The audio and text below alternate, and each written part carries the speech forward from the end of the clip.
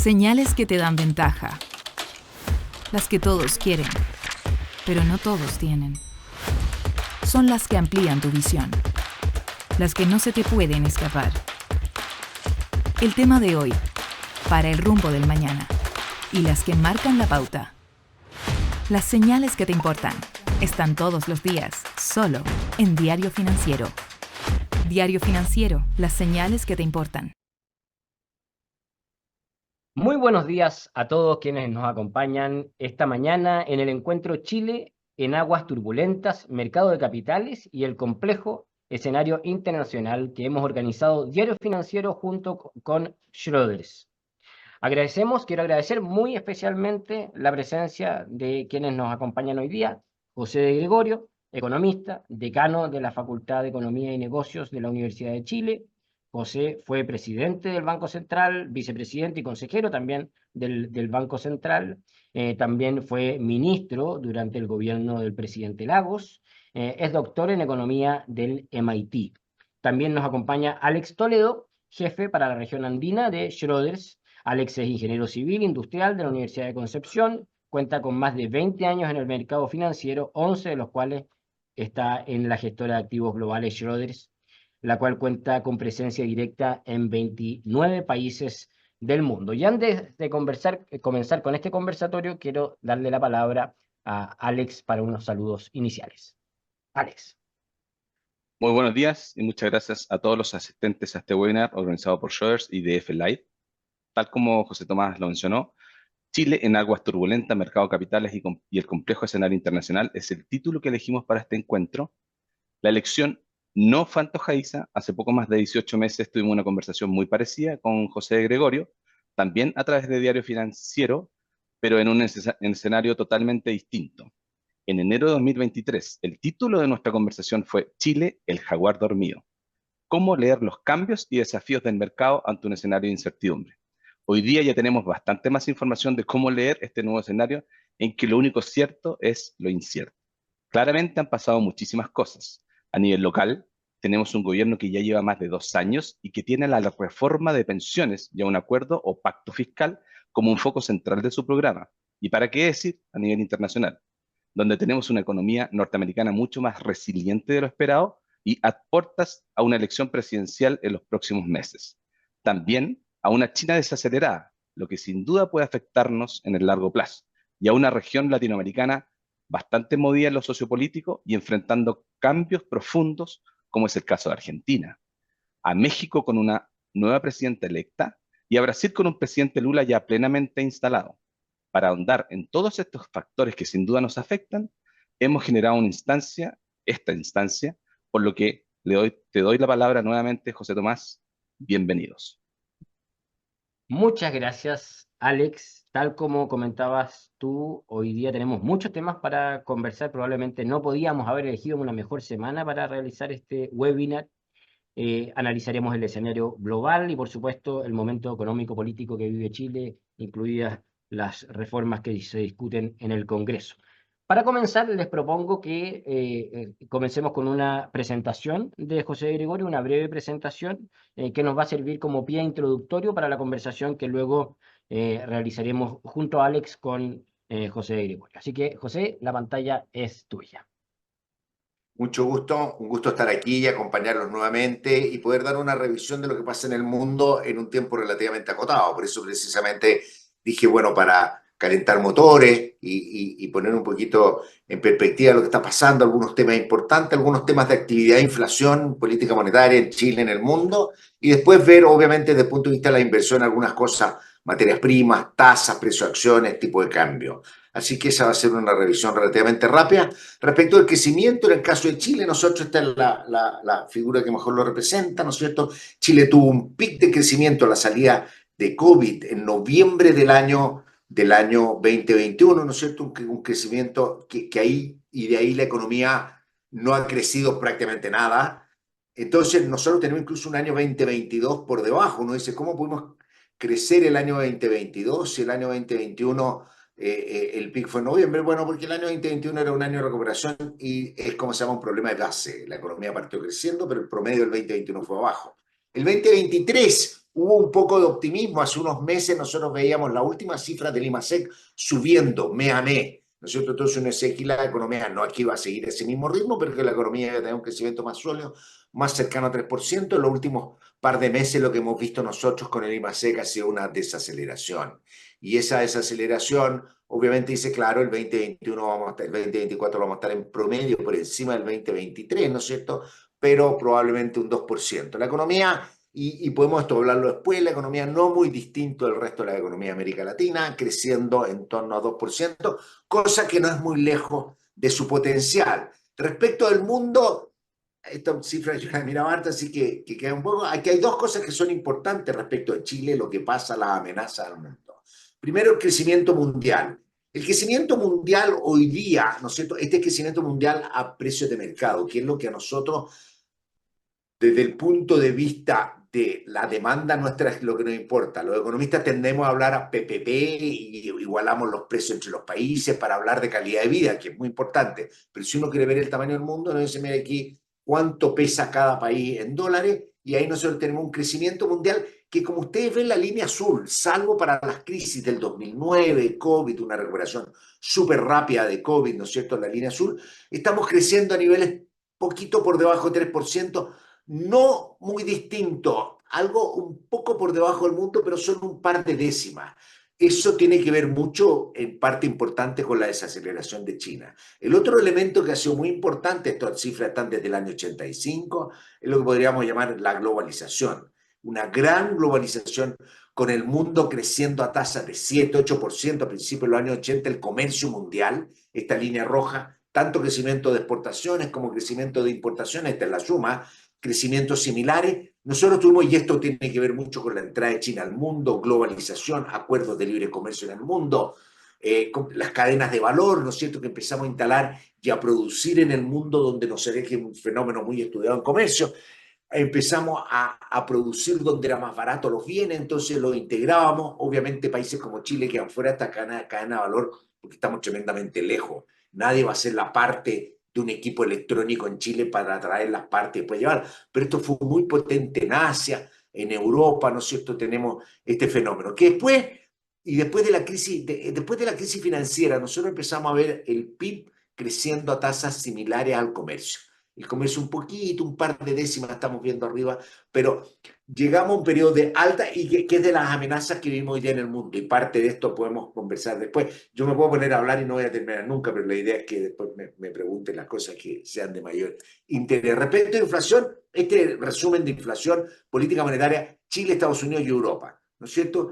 Chile, la línea roja, yo siempre lo pongo en rojo, es para destacarlo, no hay ningún sesgo ideológico ni una cosa así. Estados Unidos en azul, y en verde tenemos la zona euro. Las líneas punteadas son la tasa de política monetaria. En Chile la inflación, y en todo el mundo, ¿no es cierto?, nosotros tenemos que la inflación empieza el año 2021, a principios del 2021, rápidamente en Chile y en toda América Latina se empiezan a subir tasas de manera agresiva, y lo que hemos tenido nosotros es una evolución de la inflación. Podemos discutir si las tasas están un poquito adelante, un poquito atrás, cuánto ha estado cayendo la inflación, que algo les voy a mostrar, pero la verdad que la conducta general ha sido súper positiva. Lo que está ocurriendo en el mundo es primera vez que tenemos un test de lo que durante décadas, ¿no es cierto?, en los últimos 20, 30 años, en macroeconomía se ha estado diciendo, tanto en banca central como en el mundo académico, de que siguiendo metas de inflación creíbles, que cuando se ven aumentos de inflación la política monetaria actúa a tiempo, la inflación se va a reducir. Y es precisamente lo que ha ocurrido en toda América Latina y está también ocurriendo en el mundo. La Fed sale un poquito atrás, la línea azul, que es la inflación en Estados Unidos, sube bastante parecido, se frena, llega menos arriba que Chile. La Fed empieza a subir un poquito tarde la tasa, un poquito más atrasada, digamos. Lo mismo pasa con la zona euro, que se demora en tomar la inflación, empiezan a subir la tasa. En el euro han bajado 25 puntos base, Estados Unidos todavía no baja tasa, una larga discusión de cuándo va a bajar tasa, ¿no es cierto? También aquí hay un fenómeno político no menor con la independencia de la Fed por los ataques de Donald Trump, que podemos hablar después, pero obviamente el mundo, también la inflación se ha estado conteniendo. Uno espera que en Estados Unidos en los próximos meses haya baja de tasa. Se ha demorado un poco la baja de tasa, en parte importante por las buenas noticias en materia de actividad y cierta incertidumbre en materia inflacionaria, como ven ustedes la línea azul de abajo, que la inflación, ¿no es cierto?, estaba como baja, contenida, pero ha tenido algunos aumentos. ¿Qué pasa en términos de materias primas? Como el cobre, $4. O sea, es como un número grueso, llega a 4.40, baja, que está a la derecha, ¿no es cierto? El petróleo, que es el otro commodity que nos interesa muchísimo, que ha tenido alza, ha estado relativamente alto, pero la verdad que, y se ha mantenido por los niveles, ¿no es cierto?, que tuvo incluso desde la época de COVID, pero lo importante que hay que destacar es que dentro de las materias primas el cobre tiene una característica especial que le ha hecho que su precio suba mucho más. Ojo, además el eje de la derecha está de 0 a 500, el otro está de 0 a 160. O sea, esta serie empieza con esto a 30 y con un petróleo a 80, 90. El cobre empieza, ¿no es cierto?, a niveles de 80, pero se multiplica por 5. Bastante impresionante lo que ha ocurrido en materia de cobre. Mucho tiene que ver, hay dos cosas que me gustaría destacar. La primera, siempre vamos a estar pensando en China, que si las noticias de China son buenas, crece un poquito más sube un poquito más el cobre, porque China es un gran demandante, pero el tema central en el cobre actualmente es que el cobre está en el corazón de la descarbonización del mundo, porque hay que moverse a energía eléctrica, energías no renovables, y el cobre es el gran conductor y obviamente va a seguir siendo fuerte. El cobre hoy día no tiene la fuerza que tenía en las finanzas públicas y en la economía que tenía antes. Parte importante, diría, hay dos factores que hay que tomar en cuenta. Primero, recordemos que con un precio, yo esta serie la tengo larga porque estamos a niveles del peak, ¿no es cierto?, los peak acá entre los años 2007 y 2008, que fue el peak de los commodities, ahí el petróleo también está en su peak. En esa época llegamos a tener superávit fiscal del orden de 8 a 10 puntos del PIB. Hoy día con un cobre similar no nos acercamos a eso. Hay fenómenos que tienen que ver por el lado del gasto, que el gasto se ha quedado más alto en Chile, por lo tanto uno no va a tener un empuje en materia fiscal tan fuerte. Parte de eso tiene que ver porque el precio del cobre, el precio a largo plazo del cobre que se usa para la política fiscal en los años 2000 era mucho más bajo, ahora es más alto, por lo tanto se gasta un poco más. Y en segundo lugar porque es mucho más costoso. Los minerales son de más baja ley, es mucho más costoso producir cobre. Un tema central, muy importante en el futuro de Chile y todo. Chile sigue teniendo las mayores reservas de cobre del mundo, el mundo lo va a demandar, pero obviamente la actividad minera en el mundo entero y en Chile en particular están un poquito complicadas para tener aumento. Respecto a las tasas largas, el mundo, esta es una discusión que está en el mundo entero. ¿Dónde van a terminar las tasas largas? Las tasas largas estuvieron muy altas, era 9% hace 30 años, yo achiqué un poquito esta serie para mostrar lo que pasó en los últimos 10 años, y nosotros tenemos que la tasa en Estados Unidos en torno a 2%, la tasa de 10 años de un bono del Tesoro, la tasa en Alemania y Japón, en Alemania negativa en un momento, Japón cerca de cero, las tasas hoy día están más altas. Hoy día las tasas están más altas, la pregunta en el mundo es, ¿vamos a vivir un mundo de tasas más altas? Probablemente a todas estas tasas uno debería descontarle un punto, una cosa así, por como inflación de largo plazo, medio punto, ¿no es cierto? Probablemente Japón, las tasas estén un poquito más arriba de cero, en Alemania, en Estados Unidos están más cerca de 3, las tasas de largo plazo. No hay cambio fundamental en el mundo para decir que vamos a volver a tasas de niveles de 5% o 7%, lo que pudimos haber estado pensando hace 30 años atrás. Hay factores demográficos, hay factores de ahorro, hay otros ligados a la inversión, menor demanda por inversión, mayor ahorro en el mundo, que hacen prevenir que probablemente las tasas no se queden arriba, tengan que volverse tal vez no a los niveles tan bajos como estábamos antes, pero sí algo más alto. Respecto al precio de las acciones, que es una pregunta que muchos se hace, la verdad que voy a partir por esto es algo que encontré porque me puse a buscar en Bloomberg los PE ratios, uno no encuentra para todos los países, puse a Chile. En Chile, la razón de precios a utilidades es del orden de 2, está marcada en negro. Esta es una página que se llama World PE Ratios, no sé cuán preciso es. ¿Cómo están los precios de acciones? Ojo, en el corto plazo está fair, o sea, está ok. Es un poquito barato en el largo plazo si uno mira al muy largo plazo. Obviamente en el lado izquierdo uno tiene todos los países que están caros. Estados Unidos, que tiene una razón precio-utilidad el doble de la chilena, 25, ¿no es cierto? Y ahí uno tiene los países de muy alta. ¿Es Chile un país excepcional? Esa es la pregunta que yo me hice cuando empecé a mirar esto. No se ve tan excepcional. No se ve lejos de México, de Israel, de Indonesia, incluso de Noruega. yo no diría que hay una cosa así como demasiado evidente. Tal vez uno puede decir Brasil y Colombia estén demasiado baratos. Brasil y Colombia vamos a hablar después, hay bastante incertidumbre. Estados Unidos está un poquito caro y todos los años estamos diciendo que está caro, pero sigue caro y hay siempre un temor de que pueda haber un ajuste, pero la verdad es que la economía americana además ha mostrado ser extremadamente sólida. Si uno mira lo que a mí me gusta, y esto está bien hecho, tenemos para Estados Unidos el ratio ajustado cíclicamente, calculado por Chile, el premio Nobel, bien hecho. Estamos con un P/E ratio alto en la corrección del histórica, no llega a los niveles, ¿no es cierto?, que tuvimos en la burbuja .com, que el pic que tenemos acá a finales de los 90, es más sensible al mouse, está más alto que lo que llegamos a la crisis financiera. Si uno corta los últimos años, estamos un poco por debajo todavía de lo que tuvimos pre-COVID. Entonces todavía uno diría, está demasiado excepcionalmente, sí, está alto, es como dramático, está no muy lejos de lo que era pre-COVID, por lo tanto, no quiero hacer ninguna recomendación ni comentario accionario, soy un desastre para eso. Así que. Por último, las tasas de interés, para ir cerrando, las tasas de interés en Chile. Las tasas de interés en Chile han subido. También, si uno ve el bono del Tesoro a 10 años, está un poquito en UF en torno a 3%. Probablemente estemos más cerca de eso que del 1-2% que vamos a haber vivido en el pasado. Las tasas de colocación están más altas. Estas son tasas en UF, las pongo yo para evitar esto de contarles que estamos con inflación muy alta. Pero las tasas de colocación están relativamente más altas de lo que traíamos nosotros post-crisis financiera.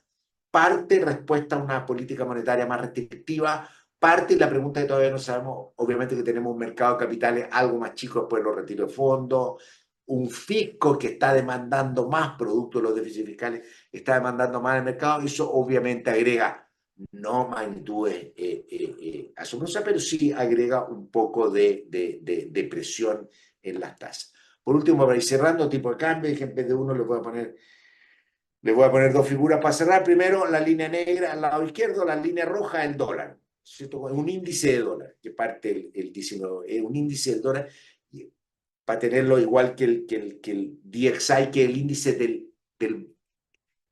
el rojo es el peso. Cuando sube, se deprecia. Está en la misma escala. Estamos con el precio alto, obviamente el pic lo alcanzamos cerca de la votación de la primera ronda constitucional, y el DXY es el valor del dólar. Y como ustedes ven, el peso chileno se mueve con lo que pasa con el dólar en el mundo.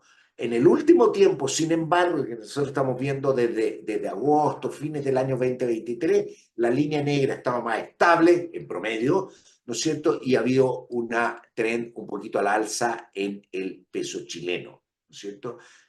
Razones, en algún momento se ha hablado de tasas, de incertidumbre, la verdad que es difícil, precio del cobre fuerte, no, podríamos estar, yo diría, de nuevo, si me empujan un poco, a niveles relativamente altos de tipo de cambio en Chile. Pensar de que esto puede seguir, si algo, y si se va a mover, podría ser un ajuste algo a la baja. Esto se ve cuando uno mira desde el año 86, la historia que a todos les gusta ver, ¿no es cierto? El tipo de cambio real multilateral en Chile está en sus niveles más altos, la línea azul, desde el año 86, que era cuando hablábamos del boom de los controles de capital y todas las cosas para mantener competitividad. Tenemos un nivel de tipo de cambio muy alto respecto de nuestros socios comerciales. Cuando uno lo acota a las 5 monedas más importantes del mundo, ¿no es cierto? Estamos altos, estamos muy por encima de nuestro promedio, que es la línea roja, la línea horizontal roja, tenemos un tipo de cambio competitivo. Así que con eso yo terminaría ahora para poder echar a una conversación, porque parece que podría armar algún poquito. Muchas gracias, José. No te alargaste para nada. Es súper interesante la conversación y nos da pie para iniciar una conversación en la que tenemos muchos temas para conversar. Así que vamos rápidamente. Yo creo que la contingencia manda, ¿cierto? Así que yo partiría conversando sobre Estados Unidos a propósito de la decisión de Joe Biden de bajar su candidatura presidencial y de apoyar a Kamala Harris como candidata. En las últimas horas se ha conocido que si bien ella no es la candidata oficial, ya tendría todos los apoyos de delegados necesarios para transformarse en la candidata oficial en unas semanas más, cuando sea la convención demócrata. ¿Cómo estás viendo la disputa en Estados Unidos, el escenario electoral y el impacto que eso pueda tener en la economía de Estados Unidos, del mundo y también el impacto que pudiera tener eventualmente en Chile? Claro, la verdad que a mí siempre me complica un poco hablar esto de Estados Unidos y en particular de estas elecciones porque uno tiene que separar lo que es la visión de economista de lo que también es su visión personal. Teniendo la mitad de mis 4 hijos viviendo en Estados Unidos, el total de mis 4 nietos viviendo en Estados Unidos, el futuro de Estados Unidos para mí es tremendamente importante, ¿no es cierto? Por razones personales. Así que ustedes tendrán claro que a mí me gusta un poquito más la moderación que el extremo, pero yo diría la elección se ha puesto competitiva. Lo primero se puso competitiva, que es algo que vamos a tener que evaluar después. Hay toda una discusión de si uno va a criticar o no a Biden por no haber salido antes, salió después. Yo creo que salió como en un momento más oportuno políticamente, porque estábamos Estados Unidos era muy interesante. En algún momento todo el debate fue después del debate, la discusión era ¿se retira o no se retira? Trump no existía. Era toda la discusión sobre Biden, Kamala Harris. Todo. Después llega y a Trump lo tratan de matar. Y pasa a ser la primera noticia del mundo entero de Estados Unidos por esa semana. Y cuando ya, justo después de la convención republicana, Biden se va y hoy día nos olvidamos de que hubo un intento. Entonces hay una discusión muy fluida. Mucho va a depender de la elección del vicepresidente. Kamala Harris ya tiene asegurado, de acuerdo a la prensa, hoy día tiene los votos en la convención necesarios para ser elegida. Hoy día leía, ¿no es cierto?, Financial Times, ella no ha sido como muy totalmente legitimada, como es el caso de incluso Trump, que tuvo que competir contra Nikki Haley, tuvo una pelea más dura. Ella es como coronada sin una... Entonces hay un conflicto que es lo mismo que dicen que le pasó a Hillary, que también le afectó, no tuvieron competencia. Al Gore no tuvo competencia. Hay una discusión entre cómo le elige el Partido Demócrata del Partido Republicano. La elección es más competitiva. Desde el punto de vista económico, los mercados, más allá de una que otra cosa, no han tenido un impacto demasiado importante. Yo creo que sí hay impactos importantes para el mundo.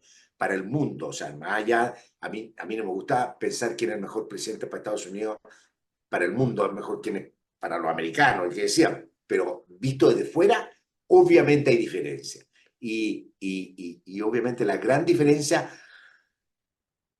Harris sería una presidenta como de continuidad del Estados Unidos normal, que está metido aquí y allá, que hace cositas en su país, empujando cosas medioambientales, ¿no es cierto?, un poquito más fuerte. Esa es su gran, yo diría, agenda así como más distinta, donde uno podría pensar que se empiezan a empujar nuevos temas, y con una tradición como ha sido en general los gobiernos republicanos más centrados y lo que es Biden. El caso de Trump es más complicado. Es más complicado más allá de lo que haga en Estados Unidos. Y todo. Hay una cosa que es central. Trump es una amenaza a la globalización o es un freno a la globalización, porque él no cree y ellos no creen. Entonces, él quiere cambiar, o sea, lo ha aclarado después de mucha discusión, una tarifa al mundo de 10% a todas las importaciones para poder bajar impuestos y ser muy severo y potencial guerra comercial. Entonces, ahí viene la pregunta, pensemos en Chile. Y ahí hay que preguntarle a los expertos en tratados. Y por eso hay que ser bien cuidadoso. Si Estados Unidos se pone más proteccionista, lo que nosotros hemos aprendido en economía es que probablemente el dólar se fortalezca, porque en vez de competir con moneda, tienen un tipo de cambio más fuerte. Primero, con lo cual se debilitaría en algo el peso. Estas son magnitudes, no son brutales, pero sería la dirección. En segundo lugar, China se vería afectado en su crecimiento, ¿no es cierto? China, que una economía está creciendo en torno a 5, menos de 5, es normal, lo esperábamos, no hay demasiada novedad, podría ser afectada en materia de crecimiento y se pueden generar cosas bastante complejas en el mundo y China, nuestro principal socio comercial, obviamente nos afecta negativamente. Sin embargo, hay un lado que es positivo. ¿Sí? No, esto no es... los americanos van a tener que pagar más por sus bienes, no sabemos si lo van... Que es que, y la pregunta que es, Chile va a entrar con un tratamiento preferencial a Estados Unidos y México también, porque tenemos tratado de libre comercio. Por lo tanto, normalmente lo que ocurre, ahora en el caso de Trump no sabemos hasta dónde puede llegar, es que si dice a todos les subo 10, menos a los que tengo tratado, no puedo hacerlo, eso se van a beneficiar. No creo que los beneficios sean demasiado grandes con el costo, y la verdad que yo aquí tengo como una visión, y por eso hay que dejarlo bien clara, que tiene mucho que ver con mis preferencias, que me parece que sería muy malo para el mundo un gobierno de Trump, pero sí, los americanos en democracia lo deciden, es con lo que hay que vivir. No creo que el mundo se vaya a acabar, el mundo no se... Esta es una sola frase, el mundo no se acaba con nada. Yo soy un optimista en la resiliencia del mundo. Tuvimos la peor pandemia que uno puede imaginarse. Les voy a decir una sola cosa, y siempre digo cuando hablo. El mundo produjo el año 2019 100. Estuvimos encerrados por lo menos un tercio, un cuarto del año, sin salir a la calle, sin poder hacer nada, esperando para ver si en Chile si nos cambiaban de zona para ir el domingo, salir a caminar 2 horas fuera de la casa. Y el mundo produjo 97, 96 y medio. 96 y medio. O sea, entonces es súper resiliente el mundo, es resiliente a estas cosas, los gobiernos tratan de hacer cosas, pero no están... José, las, tal como tú planteabas, los escenarios son inciertos respecto de lo que pueda terminar haciendo y el impacto que pueda terminar teniendo en Chile. Uno ve que la economía norteamericana está viviendo un buen momento y que Biden probablemente y Kamala Harris va a tratar de capitalizar ese momento que vive la economía. Los dos programas son bien distintos. Lo que alcanzó a hablar Biden es de alzas de impuestos versus Donald Trump, que quiere continuar con reducciones de impuestos que hizo en su primer mandato. Pero las expectativas respecto a la inflación y por lo tanto de lo que pueda terminar haciendo la Fed hacia futuro. ¿Por dónde la ves? Porque uno de los principales problemas hoy día tiene que ver con, si bien la inflación ha caído mucho, tiene que ver con el déficit fiscal, las medidas que se puedan tomar respecto de impuestos, ¿qué impacto podría tener en la proyección de inflación a futuro y por lo tanto en las decisiones que puede ir tomando la Fed en adelante? Hay una gran duda en el mundo entero, y en Chile también nos pasa, no entramos al detalle, pero en Chile también nos pasa, y es lo que llaman la última milla. O sea, la inflación ha caído, está todo bien, pero Estados Unidos no llega a 2, ¿no es cierto? Pero Chile no llega a 3, como solamente. Entonces, ¿qué es lo que está pasando aquí? Y eso requiere y sugiere en la mayoría de los países ser un poquito cauto en la milla final también de baja tasa. Ahora, si eso se pone duro, podría tener algún efecto de crecimiento. En el caso de Estados Unidos, Trump dijo que él esperaba que la Fed no bajara tasa antes de la elección porque eso iba a ser para favorecer a Biden. No es brutal como ha atacado a la Fed, y obviamente si llega él al poder va a pedir desde el primer día a la Fed que baje la tasa, o si no va a pedir cambio de Powell. Obviamente la Fed ha mostrado una independencia impresionante y no va a tener problema, pero obviamente tiene impacto. Yo creo que la Fed va a bajar tasa, se va a demorar, probablemente empiece a bajar antes de las elecciones, moderadamente, porque la inflación está cayendo. Yo diría los fenómenos, primero los shocks de oferta que tuvimos en un principio, muy fuerte, ¿no es cierto? Petróleo, materias primas que impulsaron la inflación, que se sumó con un efecto de demanda muy fuerte, obviamente se han estado disipando. En esta última parte todavía hay una cosa que demanda en algunos países que puede requerir un poquito más de tiempo antes de terminar de bajar la tasa. Pero tú justamente comentabas respecto de una incertidumbre inflacionaria que existe respecto de esa última milla. ¿Tú ves que eso podría volver a subir en alguno de los dos escenarios No, dependiendo de quién termine ganando la elección? no, porque yo confío mucho en la banca central y en la conducción de la política monetaria. Que el drama que tiene, si volvemos, yo sé que obviamente es un tema de Brasil. O sea, el problema de Brasil es interesante. Yo no voy a tratar de explicar más allá de lo que uno hiciera. Brasil es un país que está todavía con la tasa de política monetaria en 2 dígitos, está con la inflación cayendo, está con un déficit fiscal y con una situación fiscal súper complicada. O sea, todos le están diciendo a Lula, mire la situación fiscal porque tiene enormes riesgos, ¿no es cierto? Lula se puso a gastar, el Banco Central le va a costar más bajar la tasa, Lula le pide que bajen la tasa, el Banco Central se resiste más a bajar la tasa. Si a mí un presidente me dice baja la tasa y yo tengo que bajar la tasa, yo probablemente no la baje, porque creo que es mucho más valioso para el interés del país fortalecer la independencia que más o menos 25 puntos más. No es una competencia de egos, es simplemente lo que es mejor para el país. Entonces, ese es en lo que ha estado trabado el Banco de Brasil. Que Lula le quieren hacer una constitución constitucional al presidente del Banco Central, que está terminando su periodo, que se va a ir, Lula va a poner a alguien cercano, pero obviamente no va a tener control sobre el Banco Central. Es muy dañino lo que le está haciendo, y lo cual obviamente tiene implicancias sobre el control de la inflación en Brasil y sobre su perspectiva de crecimiento. Se ve entonces perdona, Alex. Punto, José, antes de terminar con Estados Unidos y pasando a Latinoamérica. Una cosa, en términos de migración, Trump es mucho más inflexible, digamos. Él anunció que iba a deportar 15 millones de inmigrantes, iba a ser mucho más estricto. Por lo tanto, ahí hay un consenso que eso podría generar un poco más de presión a la inflación en términos de salario. ¿Okay? Esa es una pregunta, a ver si tú estás de acuerdo.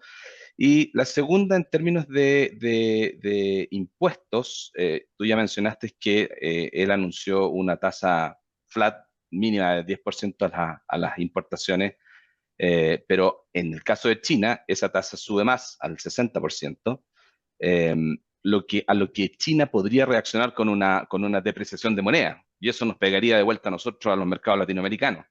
¿Tú cómo lo ves? ¿Qué tanto lo ves eso? ¿Estás de acuerdo? ¿No? Con esas Sí, dos respecto a la puntos. migración, yo creo que le va a costar tener un impacto significativo. Yo creo que puede frenar la entrada. El mercado laboral americano ha estado apretado, se ha mantenido muy apretado, no se ha traducido en demandas salariales que descuadren la inflación, de manera que no veo por ese lado mucho. Quiero decir que, según veía en un Twitter ayer, en un ex, ahora no sé cómo se dice, de los 7.000 colombianos que entraron en la Copa América violentamente al estadio, a los que se les reconozca por cosa facial, les van a quitar la autorización para venir a Estados Unidos. O sea, la verdad que es una discusión que yo no soy experto, pero castigar a los inmigrantes severamente y deportarlos cuando cometen delitos me parece relativamente razonable. Es bien brutal, ¿eh? Eso lo está haciendo incluso Biden. Así que, ¿hasta dónde pueda llegar Trump? Sí, va a ser más duro de todas maneras con la inmigración. Y eso además le trae votos, porque la inmigración es bastante impopular, en particular en los niveles de ingresos más bajos y medios. Así que eso es lo que uno de repente vive, esa dualidad, de que como que el problema efectivamente tiene que ver con donde está apretando desde el punto de vista laboral.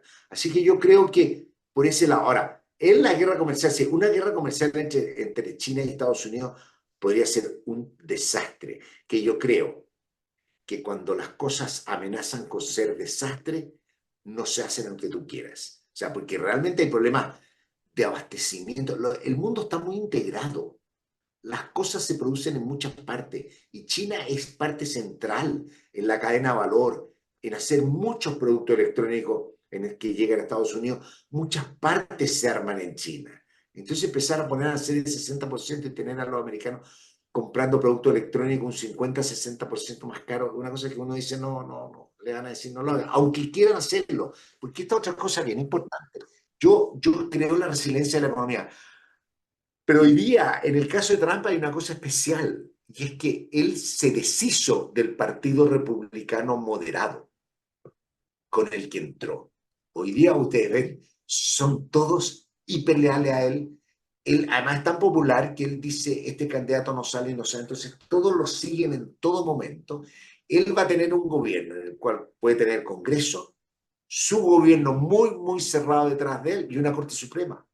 Entonces, lo cual obviamente pone bastante riesgo al mundo, pero yo creo que hay niveles y hay límites en los cuales esto se tiene que frenar. Por eso yo creo que la guerra comercial, si viene una tremenda amenaza que va a poner una gran turbulencia en los mercados, creo que al final se debiera apaciguar. Se debiera apaciguar por el bien de la gente que el propio Trump quiere ayudar. O sea, cuando alguien le digan los Apalaches, de donde, ¿no es cierto?, el vicepresidente dice ahora comprar un televisor, hermano, o sea, a gastar 50% más, cambiar el auto, ¿no es cierto?, o 30%, eso no vuela.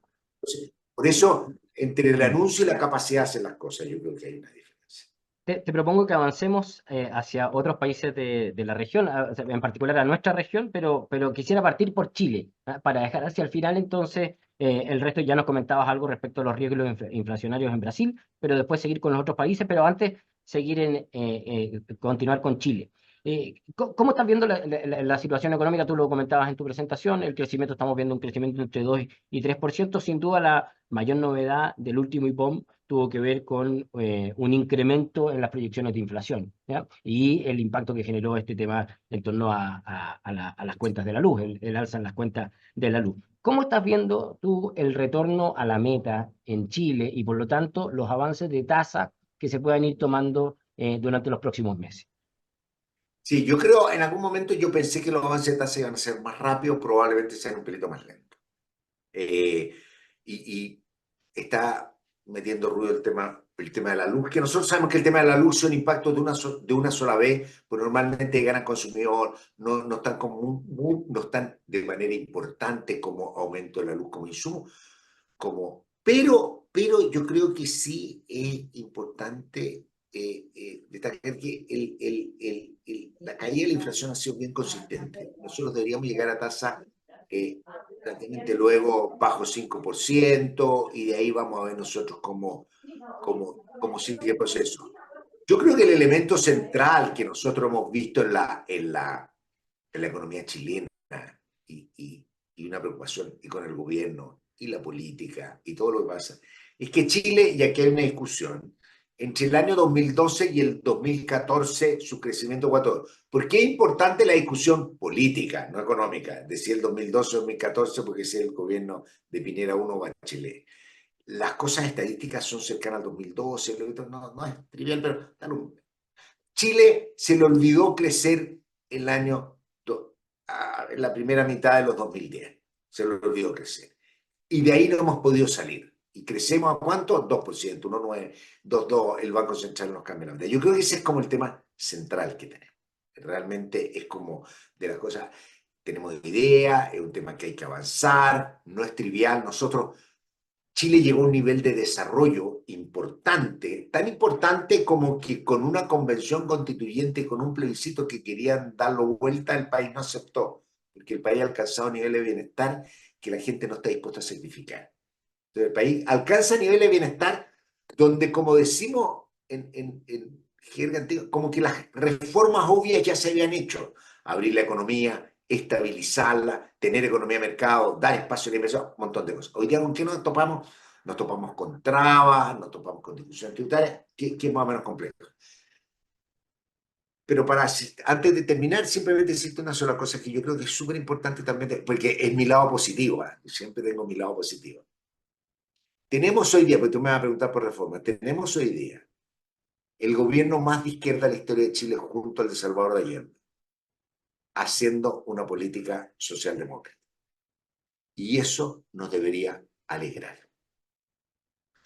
Que no pueden hacer todo lo que quieren, ni un gobierno puede hacer todo lo que quiere, ni un gobierno. O sea, eso es como un dato, porque esa es la democracia, es no hacer todo lo que quiere, si no sería una dictadura. Que el gobierno ha cambiado, se ha cambiado. Y hoy día están con una reforma de pensiones en la cual nadie están hablando de qué cosas hacen con la AFP, pero nadie está acabando acabar con el sistema de capitalización, ni siquiera terminar con la AFP. O sea, realmente, si uno compara lo que era el discurso, que mucho por pragmatismo, porque han aprendido las autoridades, pues se dieron cuenta que esto no es llegar. Entonces yo creo que en ese sentido...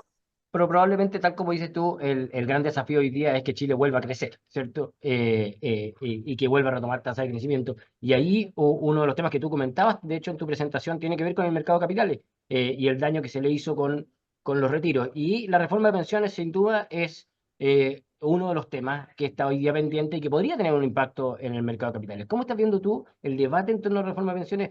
¿Eres optimista, así como eres, como comentaba recién, respecto del futuro de la reforma de pensiones y qué impacto tú crees que podría generar, así como está conversada, aunque todavía no sabemos los 6 puntos hacia dónde van a ir, pero, o al menos no lo sabemos claramente, ¿qué impacto debiera tener en el mercado de capitales? Bueno, son 6 puntos que hay una discusión, cuánto van, pero que el grueso van a ahorro. Entonces la pregunta es si se ahorra y se distribuye un poco. El grueso va a ahorro. Por lo tanto, obviamente desde el punto de vista macro de ahorro es positivo. ¿Sí? ¿Cómo veo yo la reforma de pensiones? Para mí la reforma de pensiones es el mejor ejemplo de que tenemos un sistema político fallido. Y un sistema político está hace 10 años discutiendo una reforma de pensiones. Te voy a decir cómo es la política, más o menos cómo yo la percibo que fue. En el gobierno de Bachelet presentaron una reforma de pensiones, ¿no es cierto? Relativamente moderada, pareció a lo que se presenta hoy día, y no se aceptó. ¿Por qué? Pues se lo encontró muy radical. Llega el gobierno de Piñera, y Piñera está, y el gobierno está tan débil que presenta una reforma de pensiones, más dura que la reforma de pensiones que hoy día el gobierno de izquierda está tratando de aprobar.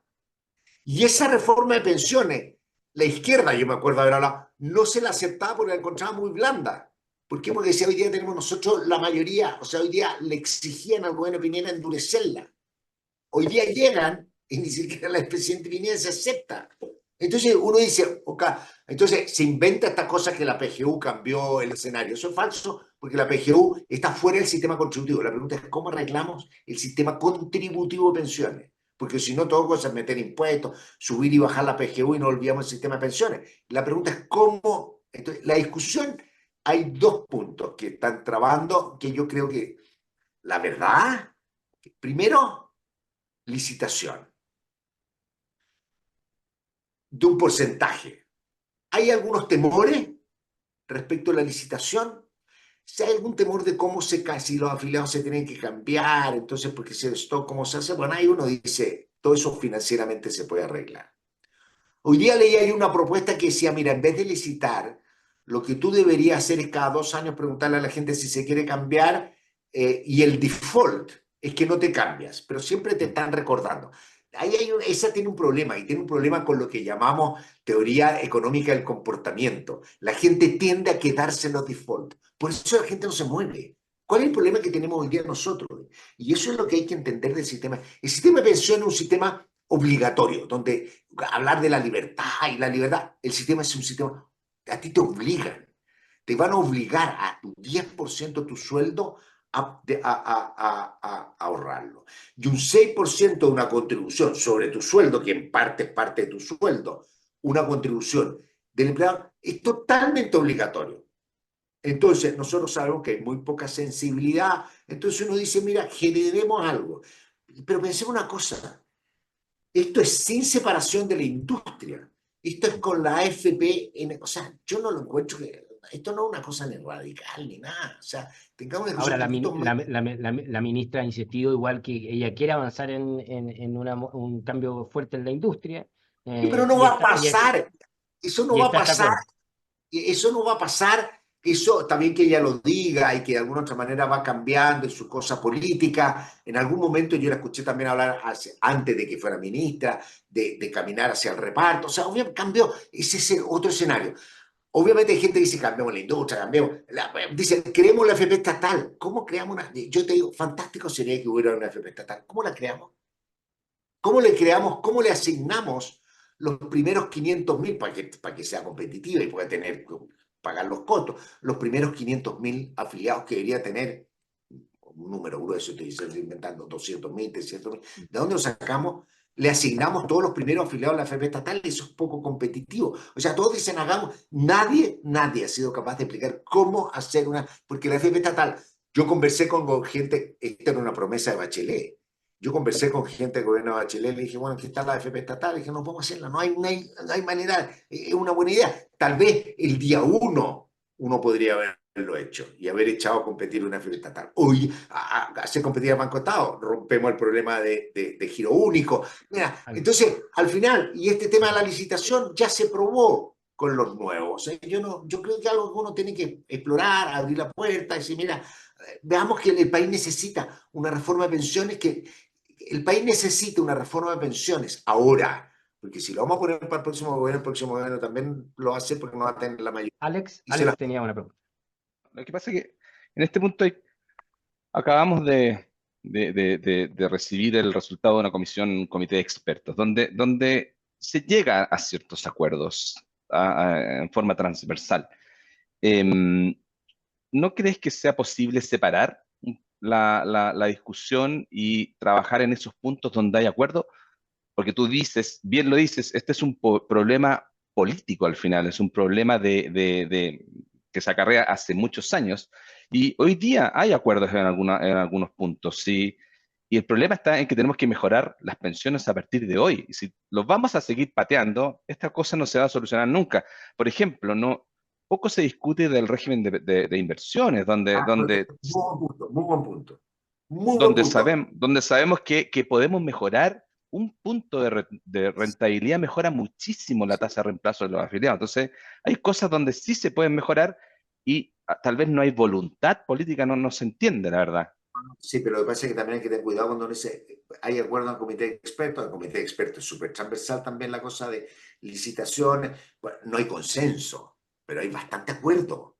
Que hay mucha gente de centro derecha. Esto es una cosa muy transversal entre economistas. Donde yo haría, mira, es que lo importante es que tengamos una reforma aprobada, ¿no es cierto?, en la cual no solo se apruebe la reforma, sino que por los próximos 15 años uno diga, ya tenemos reforma de pensiones.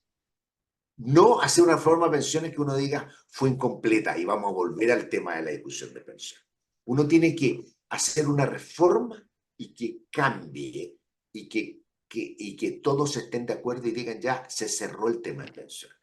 Y yo estoy, de hecho, yo, lo he dicho varias veces, el régimen de inversiones se avanzó poco en la discusión entre respecto. Es un tema complejo, técnico, pero que obviamente el régimen de inversiones en Chile tiene que cambiar.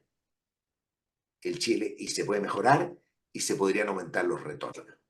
Y yo precisamente lo que haría hoy día, ¿no es cierto? Y lo cual obviamente la industria de los asset managers va a estar bastante conforme, es decir, vamos ya, la licitación, veamos cómo lo hacemos, pero démosle una mayor amplitud en el régimen de inversiones. Yo en eso estoy súper de acuerdo. Yo creo que se necesita, o sea, esto no es cuánto te saco a ti para darle al otro. La pregunta central que está también es cómo tenemos más retorno. O sea, al final de eso se trata.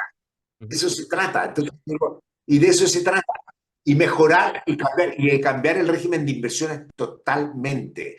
Nosotros estamos mucho más preocupados que la utilidad, que obviamente son temas importantes, no quiero que la utilidad, como que la señal, pero no del tema de fondo, que en vez de rentar 3, rente 4, pero que también, en vez de que la comisión sea, que hay que ver comisión por saldo, en vez de sea 0,8, sea 0,5, también ayuda. O sea, entonces todo eso, lo que nosotros queremos es mayor retorno para los pensionados. La comisión no aumenta el retorno porque eso es sueldo, aumenta el sueldo, pero tiene su contraparte. Hay quienes dicen, claro, uno podría decir que se puede fijar una comisión y cualquier cambio distinto de la comisión se ahorra. Todos podríamos pensar cosas, pero con un poquito menos de pasión y con un poquito menos, que a mí realmente me preocupa, porque cuando discuten 6, 5, 1, 4, 2, yo digo, la verdad, tiremos una moneda, pero hagamos luego la reforma. No es una cosa que me han corto las venas. Así como... Además que, ojo, siempre las encuestas están preguntando, obviamente que la gente quiere toda la plata para ellos y quiere que le mejoren las pensiones, pero también quiere que haya mucha redistribución. La gente quiere cosas que no cuadran porque hay alguien, una autoridad que tiene que decir, esto tiene que cuadrar. ¿Pero ves alguna opción de que tenga buen futuro la reforma, de que se apruebe, considerando que vienen elecciones, está enredado el tema político a propósito de la agenda de seguridad, también del tema digamos, de la decisión respecto de la elección en 2 días y las características de elección? Pero Sí. yo creo que se puede, yo creo ¿Ves opciones? yo creo que se puede, yo creo que los políticos, dado que la elección va a ser reñida, la próxima elección presidencial, como vemos, por la incapacidad y las dificultades que tienen, a ver, digamos, si no es como el Trump, en un sector así como decir que opositor que se va a ganar y que va a arrasar, y por otro lado tampoco hay liderazgo claro.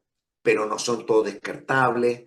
Entonces todavía falta ver qué va a pasar con la elección municipal, quiénes van a ser los grandes ganadores de la elección municipal, que de nuevo no solo es quién tuvo más votos, sino que quién gana en Santiago, la votación en Maipú, ¿no es cierto?, que va a tener el alcalde Bodanovich, que va a ser histórica, la gobernación de Santiago, Valparaíso Viña, la cosa no está dada.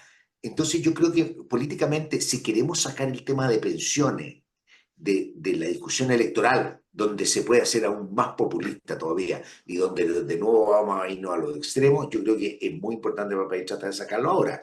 Es de esperar. Yo he visto tanto en Chile Vamos, que se dio el senador Galilea, ¿no es cierto?, gente, la oposición con el senador Lagos Verde, ¿no es cierto?, con un esfuerzo y un espíritu realmente similar. Dejemos un acuerdo, saquemos esto. Al final, la política pública nunca es lo que nosotros queremos. Lo importante es avanzar. Y llevamos en Chile más de 10 años sin avanzar. Y sin avanzar en materia de pensiones es retroceder para las generaciones que nos están cotizando. José, se nos está acabando el tiempo, así que quiero pasar al último punto respecto de Chile antes de pasar al tema regional bien corto. Hablemos un poco de las otras reformas que están mirándose, la reforma tributaria. O sea, hay un proyecto digamos, de evasión y elusión que tiene que ver con cumplimiento tributario que está avanzando y que hay más acuerdo.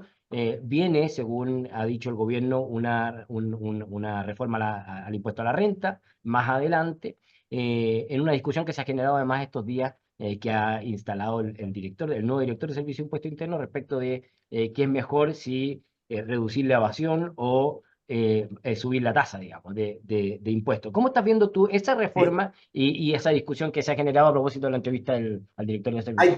Hay poco espacio en Chile legislativo para subir impuestos. Hay poco y que vamos a las personas y que vamos a pegar a este y vamos a sacar un poquito aquí. El director de impuestos internos yo prefiero tomarlo como una declaración en la que él está diciendo, desde el punto de vista de impuestos internos del servicio, tenemos que focalizarnos en la evasión. El tema de quién sube la tasa o no sube la tasa es una decisión del Ejecutivo, no es el Servicio de Impuestos Internos.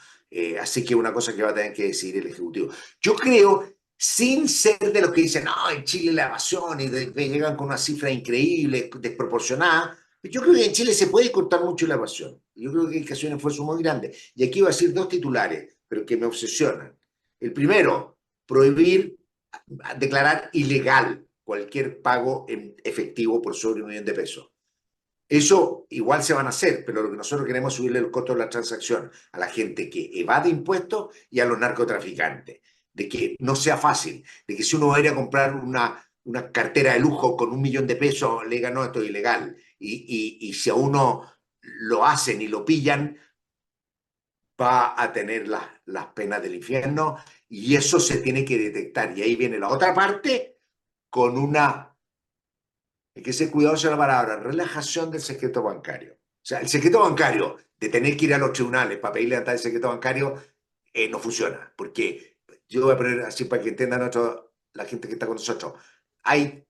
Pongamos un número, inventemos un número, 10.000 gente que usa su cuenta corriente para actividades de evasión y delictuales.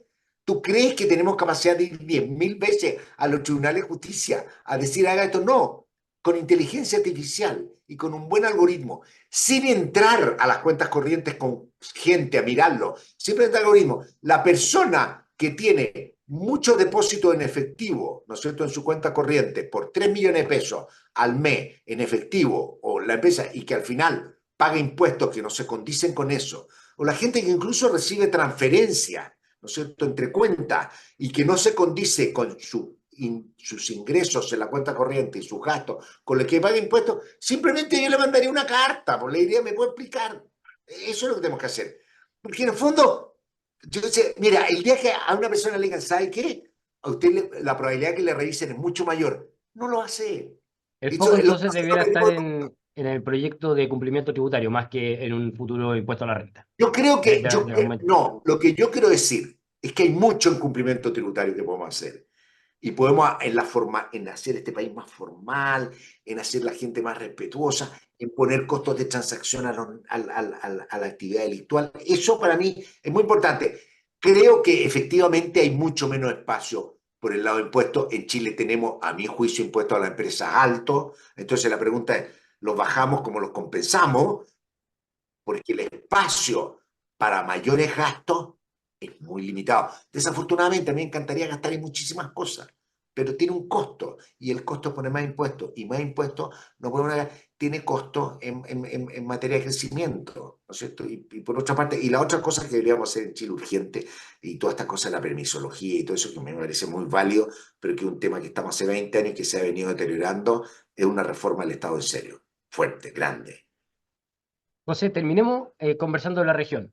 Algo nos comentabas de Brasil y los riesgos inflacionarios que existen ahí, pero me encantaría conocer tu visión respecto de México, Colombia, del momento que están viviendo esos países, y que terminemos también con Argentina, que probablemente es el que también más interesa muchas veces a Chile y a los chilenos por la Sí, vecindad.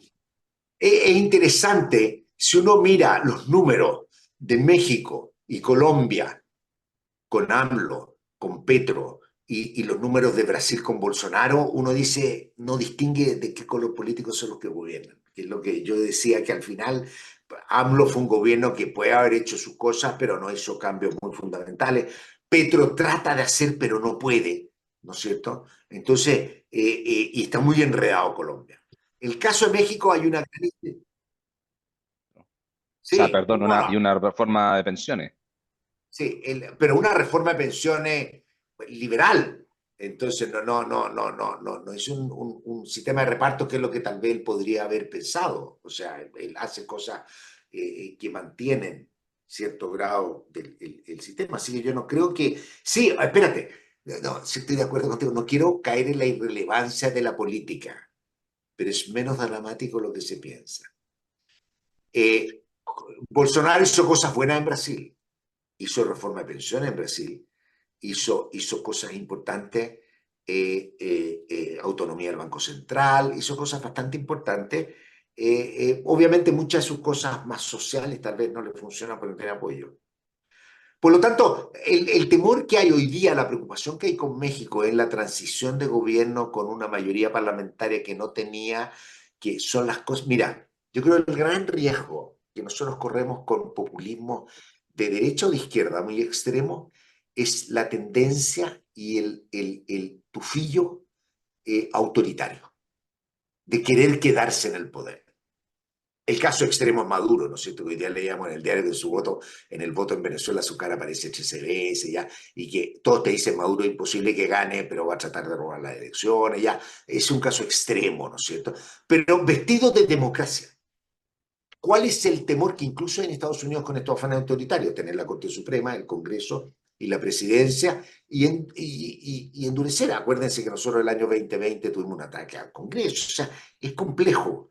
¿Ah? ¿Qué es lo que puede pasar? Y era el temor que había con AMLO. AMLO, habiendo sido fiscalmente responsable, habiendo andado bien, él quería endurecer. Primero, mayor control político sobre el Poder Judicial por la vía de las elecciones de los jueces, ¿no es cierto? Entonces empiezan a introducir cosas que empiezan a debilitar la descentralización y la democracia. Y ese yo creo que es la gran preocupación que uno tiene con estos regímenes, yo diría, es la incertidumbre que existe lo que va a venir en México, es la incertidumbre de a dónde puede llegar Petro, ¿no es cierto? Que yo lo veo mucho más complicado, porque AMLO era una persona con bastante popularidad en comparación a lo que pasa con Petro. Claro. Respecto de Argentina, Entonces tú ves con buenos ojos a la presidenta electa, no, hay Claudia. incertidumbre, hay mucha incertidumbre y lo clave va a ser qué pasa en esta transición. ¿Qué es lo que pasa en la transición respecto de leyes que puedan darle más poder al Ejecutivo? Ese es como el tema central. El resto va a seguir, obviamente tiene problemas, México tiene problemas de inversión, tiene la gran virtud de que está pegado a Estados Unidos y que eso le ayuda, pero México es una economía... Partamos de una base, México, Brasil, Chile, todos los países de la región crecen en torno a 2%, 3 de repente, 3 y se declaran campeones. Entonces hay una cosa como regional muy compleja que yo creo que tiene que ver mucho con la gobernabilidad. Creo que tiene que ver, esto ya otro tema, con la gobernabilidad de esos gobiernos presidencialistas débiles. A diferencia de otros países de Europa que son gobiernos parlamentarios, donde caen los gobiernos, acá nosotros tenemos gobiernos presidenciales que no pueden hacer nunca lo que quieren y estamos trancados en hacer reformas y al final lo que prima es como una cosa populista, antiempresa y de mucha redistribución a veces, o de intento por sobre buenas políticas públicas. Es como un resumen así, bien apretado. Respecto de Argentina. Terminemos con Argentina. Claro. Sí, dale. ¿Cuál es tu visión, digamos, de los, ya son un poquito más de 6 meses del gobierno del presidente Milei, en donde, digamos, ha tenido, al menos en términos inflacionarios y de déficit, ha tenido buenos resultados, digamos? ¿Cómo ves tú el resultado hasta el momento? Mira, voy a decirlo con palabras porque cuando estoy explicado lo puedo decir con otras palabras, hay que ser cuidadoso con las palabras. No como lo hace el presidente Milei, que realmente se le va la palabra hasta en público. Argentina es un país que estaba tan en una situación tan crítica, tan desastre. Macri trató de arreglarlo y no hizo nada. Fue un desastre el gobierno Macri. O sea, seamos francos. Terminó con un programa con el Fondo Monetario. Trató de bajar la inflación sin apretar la cosa fiscal. Entonces, el gobierno Macri, entonces está que uno necesita un presidente excéntrico, una personalidad distinta de lo normal, pongámoslo para no tener que poner apelativo. Y yo creo que en ese sentido Milei es como la esperanza que tiene. ¿Cuál es el problema? Que dentro de esa excentricidad hace cosas que son un poquito, yo diría, no muy beneficiosas. Hay que reconocer una cosa en el gobierno de Milei y que le ha permitido esa excentricidad, que ha tenido un ajuste fiscal como nunca en su historia. Brasil va a tener recesión este año y el próximo. Perdón, Argentina va a tener recesión este año y el próximo. Pero con un ajuste fiscal que es la base para poder hacer cualquier otra cosa. Tú no puedes tener un país que vive eternamente gastando más de lo que tiene. Y que lo hizo con Macri, lo hizo con Fernández, lo ha hecho con todos. Hoy día, realmente Argentina puede tener una situación económica en la cual no depende del Banco Central para su financiamiento.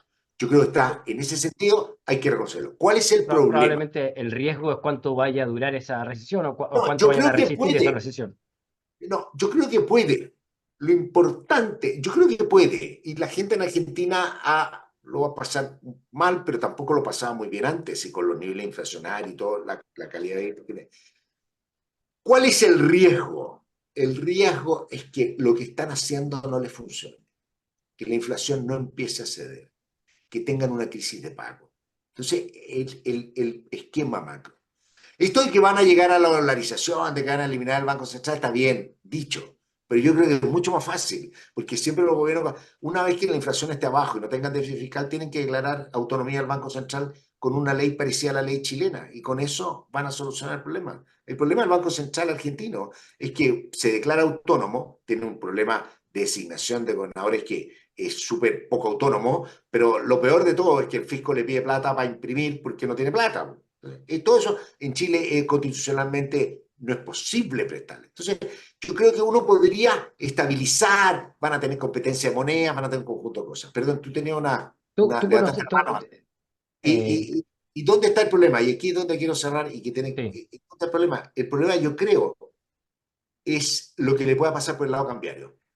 Porque todavía Argentina sobrevive gracias a una sobrevive. Tiene control de capital, cosas súper heterodoxas, que acá en Chile no se usan, cosas que uno podría decir súper heterodoxas, ¿por qué no pueden hacerlo de otra forma? Entonces tienen un montón de control de capital, pero el tipo de cambio se le empezó a apreciar, estuvo súper caro, tenían una regla de mini evaluaciones que la atrasaba el tipo de cambio, que si te lo atrasa mucho, tú puedes terminar con un reventón cambiario, con un problema serio de financiamiento externo, que al final te daña todo el progreso por el lado fiscal. Tú conoces bien a Federico Sturzenegger, lo conoces bien y que es el nuevo ministro de Regulación y Transformación que asumió hace pocas semanas. ¿Cómo estás viendo el gabinete? Y esto ya sí para terminar, y sobre todo este ataque del presidente Milei al FMI y en particular al economista chileno Rodrigo Valdés, a quien ha dicho que es integrante del Foro de Sao Paulo. El Foro de Sao Paulo, sí. Incluso ha llegado a decir. No, es que esos son los problemas del presidente Milei. De decir cosas que son obviamente falsas, completamente. Aquí hay bastantes discusiones, pero falsas, e insistir que de fuerza es no conocer al personaje, o sea, cualquiera, no, o sea, esto es una cosa. Entonces, como uno dice, ¿cómo puede llegar a ese grado? Dice, ya, no importa, está haciendo bien, ya aguantémosle un ratito, pero también denota una preocupación. Ahora hubo un problema con una persona del deporte en Argentina porque había hecho una cosa que había que no se Sí, hizo. Yo creo que, entonces, que él tiene una cosa trampiana. ¿En qué sentido?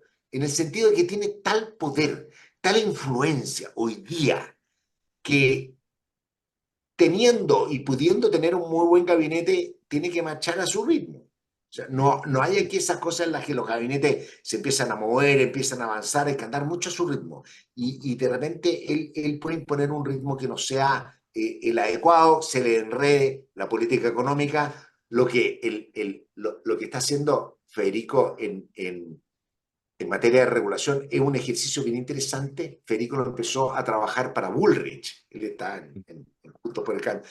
Él claro. empezó a trabajar para Bullrich hace varios años y empezó a hacer lista, y dice que, voy a poner la mano así, pero alto, así, ha sido de 60, 70 centímetros el alto del documento que preparó de todas las reformas que tienen que hacer, que tal vez en Chile lo deberíamos hacer. Es como un ejercicio, me dijo, me pasé 2 años, reuniones y equipo y todo el mundo, y me traía y teníamos un alto, y ahora vamos a entrar con el salto.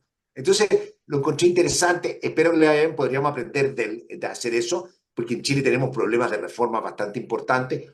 Ojalá llegue un componente bien importante. A mí lo que me preocupa, y encuentro que esta pelea con el Fondo Monetario es bastante inconducente, y creo que sí, efectivamente, y se lo he dicho yo a cualquier persona que tenga que ver hasta el cansancio, el talón de Aquiles de América Latina y de Argentina en particular es desinflar con el tipo de cambio.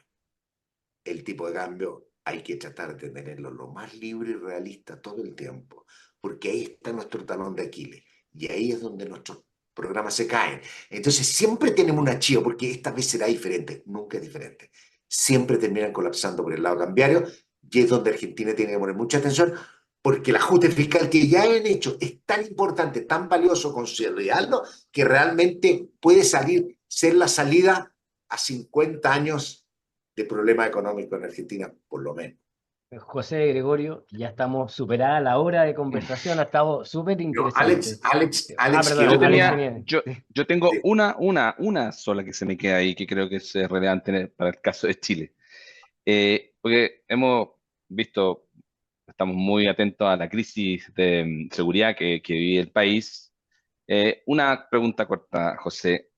¿Crees que se puede medir el impacto que tiene el crimen organizado en la economía en general? ¿Es posible medirlo? O sea, yo no sé si medirlo o saber si es 0,2, 0,3, porque hay cálculos de cuánto, por ejemplo, hay dos tipos de cálculos, y que aquí la gente se confunde. Uno es cuánto es el costo que tenemos que pagar por preocuparnos de la seguridad en vez de gastar otra cosa. O sea, en vez de comprar y ir a diversiones y qué sé yo, y gasto en alimentación, tenemos que gastar en seguridad. La verdad que ese gasto se podría evitar y podríamos tener mejor asignación de gasto. Hay quienes dicen son un par de puntos del PIB. La otra cosa es que también los temas de seguridad, yo creo que hay dos cosas que afectan. La primera, el ambiente de inversión. Obviamente con seguridad, la empresa extranjera, los ejecutivos, dónde instalamos. Hay mucho más preocupación, incluso dónde vas a instalar tú si quieres hacer alguna inversión, en qué planta, en qué sector. O sea, tienes que incurrir en gasto. Y el segundo, yo creo que bien importante, más allá poner, es el vivir en un ambiente inseguro. El que haya gente que después del trabajo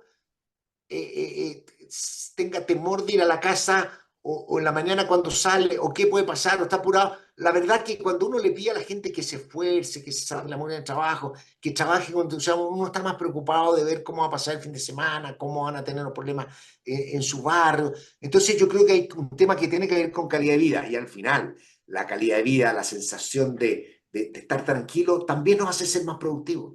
también nos hace trabajar mejor, estar más contentos. Y yo creo que el tema de seguridad es súper complicado, es súper complicado. Daña mucho el espíritu humano, o sea, esto va más allá de cifras de crecimiento. O sea, es vivir incómodo. Y esto pasa, y esto es un problema súper igualitario, esto le pasa a todo el mundo. Entonces, eso yo creo que es algo que, sin lugar a dudas, hay que abordar. Es primera prioridad, hay que abordarlo con mucha decisión, y dejar un poquito también los temas del efectismo. Está la cárcel de seguridad, que la podemos tener en 8 años más. Hay quienes dicen que en vez de cárcel de seguridad es mejor tener cárceles de baja seguridad para gente de delitos menores, para no tener metido en la cárcel al ladrón de gallina con el narcotraficante, porque el ladrón de gallina sale el narcotraficante. Entonces, hay que pensar muy bien todo eso. La calidad de vida en las poblaciones, también algo tiene que ver. Los estudios son un poquito ambiguos, pero algo que ver con inmigrantes, delincuentes que entran al país de manera ilegal. No estoy hablando de la inmensa mayoría de los buenos inmigrantes que hay, pero que es súper complejo. No, y la verdad que creo que es para otra, a mí me gustaría escuchar, porque es un tema del cual tenemos mucho que aprender. No hay soluciones simples, pero es un problema súper grave. Como el crecimiento económico también. Crecer es muy bueno, pero ya no es tan fácil. Muchas gracias a José Gregorio.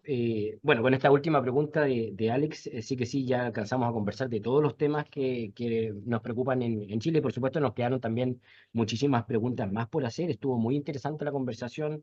Abarcamos el escenario económico y político también, no solamente en Chile, sino que en la región, y terminamos con este tema que sin duda es la principal preocupación para todos los chilenos, los problemas de seguridad que vive el país. Así que muchas gracias, José Gregorio, muchas gracias, Alex, por la participación, y muchas gracias a todos los que participaron en este webinar y que asistieron y que nos escucharon hoy. A nombre del DF Live de Diario Financiero y de Shoulders, les agradezco a cada uno de ustedes por escucharnos. Les recordamos además que podrán revivir este encuentro en el canal de YouTube de DF Live. Les deseamos a todos una muy buena mañana. Muchas gracias. Chao, Mucho gusto ver con ustedes. Señales que te dan ventaja. Las que todos quieren, pero no todos tienen. Son las que amplían tu visión. Las que no se te pueden escapar. El tema de hoy, para el rumbo del mañana. Y las que marcan la pauta. Las señales que te importan están todos los días, solo en Diario Financiero. Diario Financiero, las señales que te importan.